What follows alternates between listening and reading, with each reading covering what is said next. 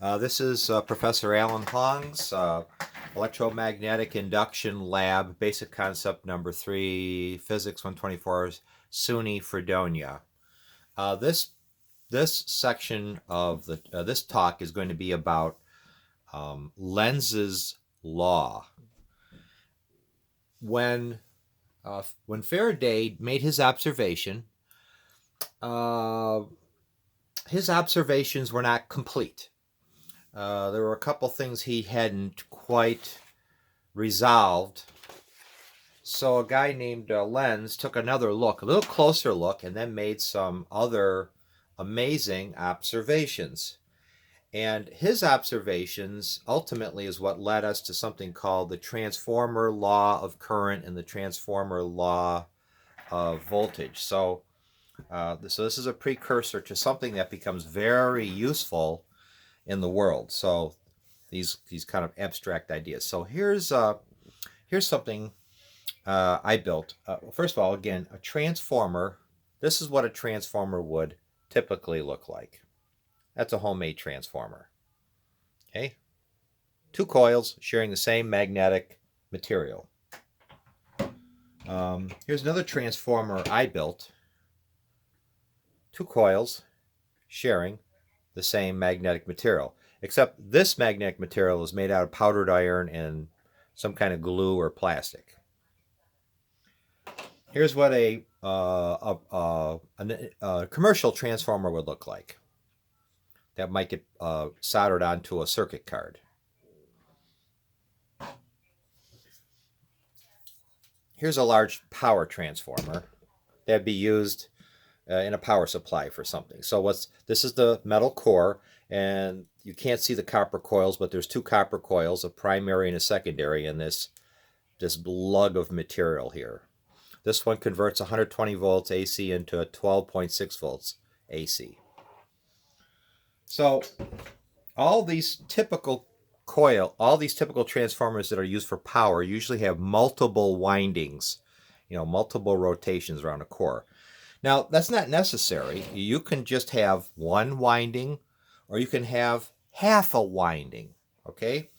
So I built a transformer here that uses half a winding. Yeah, that's possible. Yeah, it is. I'll explain why. So that's transformer I built right there. I know it doesn't look anything like what I just showed you, but I'll explain what you're looking at. Okay?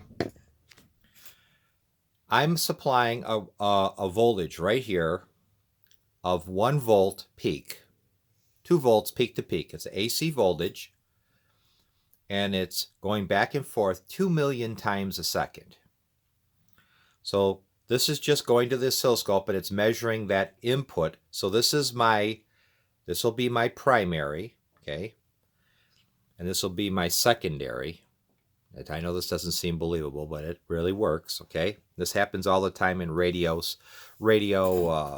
technology, things of that sort. When you're talking high frequency, it's a different world. So what do we have here is I'm feeding current into this white wire, and it goes, just strings through there and comes out here, back and forth, okay? And these donuts are nothing more than powdered iron with some kind of glue. And the purpose of me stringing it through these little wired little donuts is because it is a very conductive material to magnetic field. So the magnetic field that's being created on this wire due to current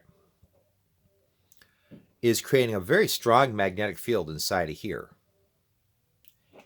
And it actually allows this wire to even sense the fact that there's a stronger magnetic field around it because of this. This actually strengthens that magnetic field around this wire.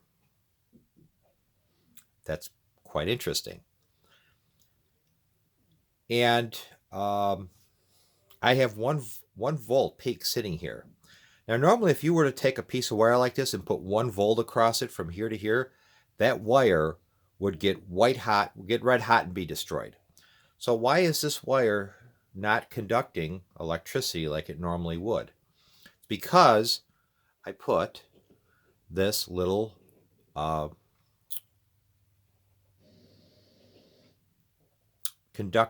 magnetic conductive material around it, and I'm operating at 2 million hertz. And that prevents the AC from being able to get in there, and I'll explain why it works that way. Why does it work that way? There's something called self-inductance, meaning that I'm creating a changing electric field that's reacting to the changing current. The current goes up, the field goes up. What do I get? I end up creating an electrostatic field that's parallel to the wire, but it happens to be in the opposite direction of the voltage that's trying to come in here. So if I have 1 volt sitting here, I may actually be creating right here 0.99 volts going in that direction. So I'm self-inductance. It's self-inductance. So that's what's limiting the current. So if the current's going this way, that current in here creates a voltage that's going this way. So it's called counter EMF, counter voltage. That's what prevents so much current from going into this wire. Okay. Actually, I just told you LENZ'S law, but I'm going to explain how LENZ'S law applies to a transformer in its entirety. Okay. So here I am. I have 1 volt sitting here. It's going through here, and it's inducing. Now that same electric field that's going this way, that same electric field is being sensed by this wire. Okay. That strengthened electric field is being sensed by this wire, and it's experiencing that electric field from the magnetic field. So this is okay. The current's creating an electric field that's going in this direction, opposing the voltage here. But the current that does manage to get through creates a magnetic field that's creating a voltage then in this wire. So this wire, this voltage across this wire exactly matches the voltage in this wire. Exactly. So that's what this is. This is just going into the oscilloscope. And this is a very high, this is about 1 million ohms on that probe. So there's no current going into the oscilloscope on the pickup coil. This is literally what's coming off of this transformer. This is the input voltage on the top. And input voltage on the top is exactly the same as the one on the bottom, with a slight difference only because I'm using 2 different probes, so there's a little variation there. The probe for the pickup is extremely high impedance, so I don't want to take any current out of the device just for the sake of this experiment. So I'll see if I can explain that one more time if I didn't make it clear. A current is going this way, then this way, then this way, then this way. That induces a voltage in space. The voltage is mainly right here. There's very little self-inductance on this part here of the wire, but there's a lot of self-inductance here, here, and here, and here, and that's limiting the current in this wire. That self-inductance is creating an electric field, and this wire is picking it up. This would be the secondary of our transformer. LENZ'S law states that if there had been a current in this wire, if there had been any, now there's not right now, all we're doing is measuring the voltage. If there had been any current in this wire, that current would literally flow in a direction that opposes any change in the electric field. So in the magnetic field in this core or in this area. So this is going back and forth, back and forth, back and forth. If I had drawn current or shorted this out, what would happen is a current would be induced in this wire that would literally be flowing in the opposite direction of this, and it would would work in such a manner that if this current was decreasing, the current in this one would increase because the rate of change, the amplitude of the electric field is proportional to the change of current. That change of current would cause a voltage here. And if I allowed this to establish a current, it would establish a current in such a way that it's trying to neutralize the change of the magnetic field in here. So as the field is trying to shrink, and if this wire were shorted together, as that tries to shrink and get weaker, this would react in a way to try to keep the magnetic field the same. And while this then is growing stronger, this would react in such a way to try to make it weaker. So it's always trying to fight whether it gets weaker or stronger. Whatever this is trying to, if this was shorted, if it was pulling current, this would always try to, this current in here would always try to counteract whatever this current is doing on this side. This current would try to counteract that current and try to neutralize the change. Okay?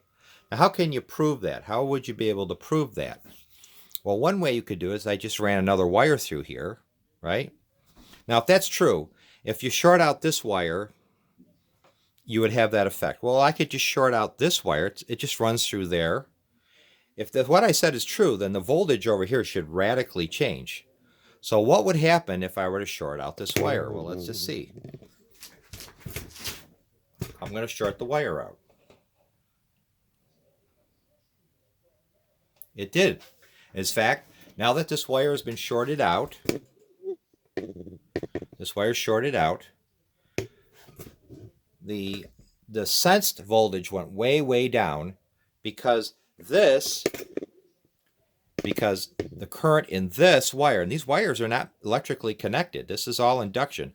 The current in this wire is flowing in such a manner to neutralize whatever this one is trying to do. And because it's trying to neutralize it, it reduces the amount of magnetic field, which then reduces the amount of electric field available here, and then that's reflected over here where we're measuring the electric field by virtue of a voltage. So that's Lenz's law. So there's reciprocation here. When I draw current on this side, I'm actually affecting something on this side. And what did I do? What happened is this went down, so I reduced the output voltage. I also reduced the input voltage because what happens is when I short this out, I am causing the input to draw more current, and my little signal generator can't put out more current. So the voltage then drops because I'm demanding more current on this side because I'm supplying current on this side. That's a transformer action. That is the basis, the combination of Lenz's law plus Michael Faraday's law of induction. Those two laws together is what gives us the magic of how a transformer works. So in my next lecture, I'll tie these ideas together and kind of restate them again. And how does that practically help us in our daily life, which it does. And we'll see how this lecture sounds.